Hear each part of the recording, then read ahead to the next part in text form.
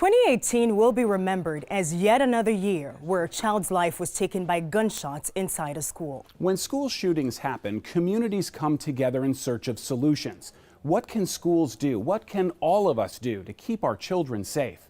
Up next on The Reveal, we're going to bring you a series of reports from our Tegna stations across the country focusing on solutions. But first, a perspective we rarely get to hear.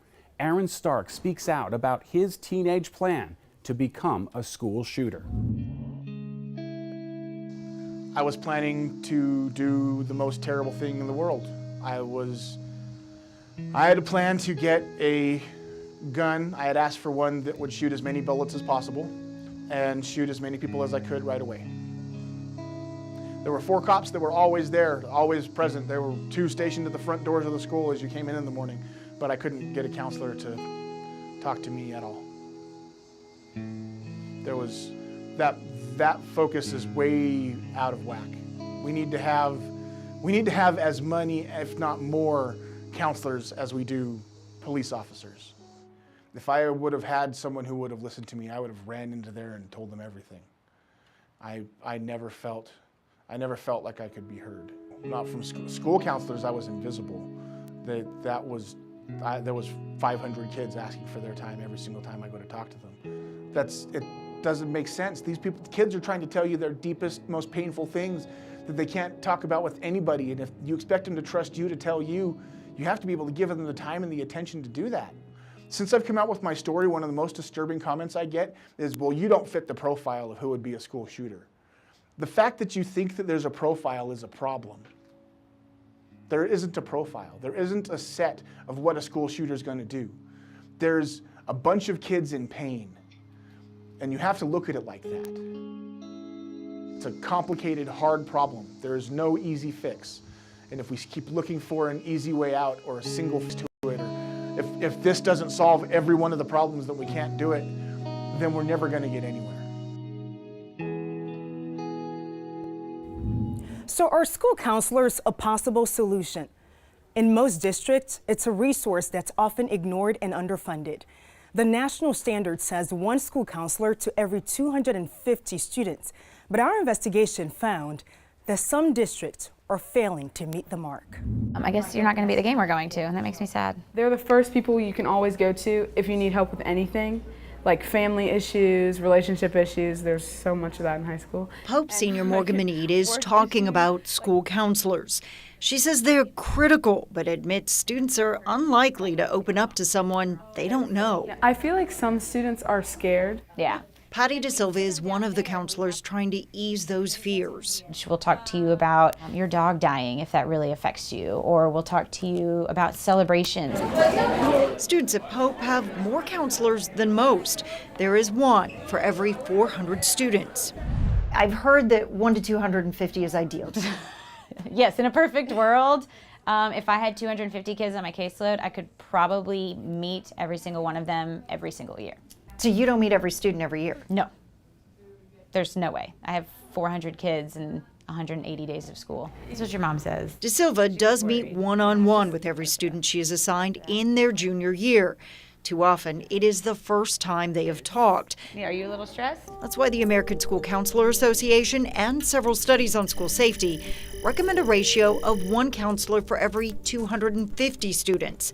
To be able to, It's hard to find a counselor that disagrees. who thinks that would be beneficial? Oh, yes. 2 hands? Yes. 2 hands. But according to data from the U.S. Department of Education, in the 2015 school year, 85% of schools across the country failed to meet that mark. There's a high school with a ratio of 1 to 869. That's bonkers.